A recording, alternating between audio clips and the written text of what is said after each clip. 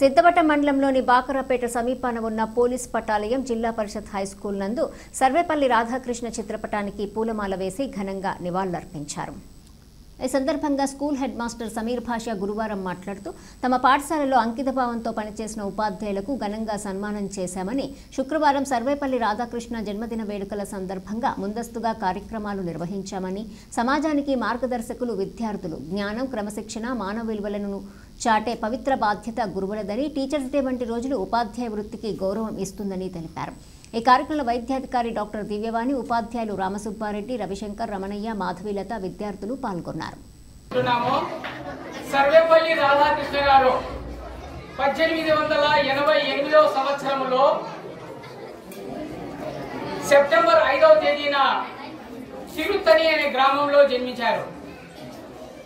ఈయన గొప్ప తత్వవేత్త, విద్యావేత్త, ఉపన్యాసకుడు, భారతదేశానికి మొట్టమొదటి ఉపరాష్ట్రపతిగా కూడా పనిచేశారు. ఆ తర్వాత మన దేశానికి రాష్ట్రపతిగా కూడా ఎన్నికై సేవలు అందించారు. ఆ మహానుభావుడు ఆయన్ని తలుచుకోవడం ఈరోజు నిజంగా చాలా గర్వంగా ఉంది నాకు. ఆయనకు ఉపాధ్యాయ వృత్తి అంటే చాలా చాలా ఇష్టం. మీకు ఏ వృత్తి అంటే ఇష్టం అంటే ఏం చెప్పాడంటే, ఉపాధ్యాయ వృత్తి అనేది నాకు చాలా ఇష్టం అన్నాడు. ఎందుకన్నాడు ఆ మాట? ఉపాధ్యాయులే ఒక ఇంజనీర్ని కానీ, ఒక డాక్టర్ని కానీ, ఒక శాస్త్రవేత్తను కానీ, ఒక రాజకీయ నాయకుడిని కానీ, ఎవరినైనా కానీ తయారు చేసేది ఎవరంటే ఉపాధ్యాయుడే.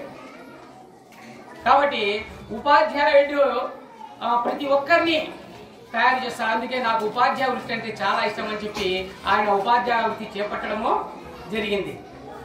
మరి ఒకనొక సందర్భంలో కొంతమంది ఫ్రెండ్స్ అతన్ని అడిగారంట, ఏమండి రాధాకృష్ణ గారు, మీ జయంతిని, మీ యొక్క పుట్టినరోజును మేము ఘనంగా జరుపుకోవాలనుకున్నాము అని వాళ్ళ యొక్క అభిప్రాయాన్ని తెలియజేశారు.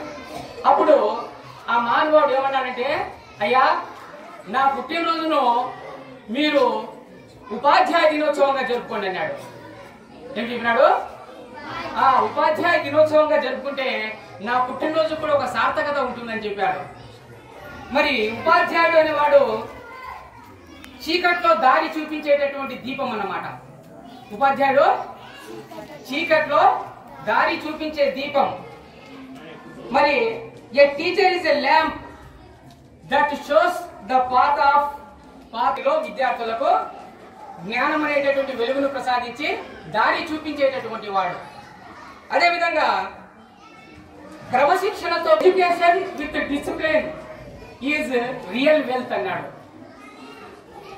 క్రమశిక్షణతో కూడుకున్న విద్య చాలా గొప్ప సంపద. ఊరికే విద్య ఉంటేనే సరిపోదు, దాంతోపాటు క్రమశిక్షణ అనేది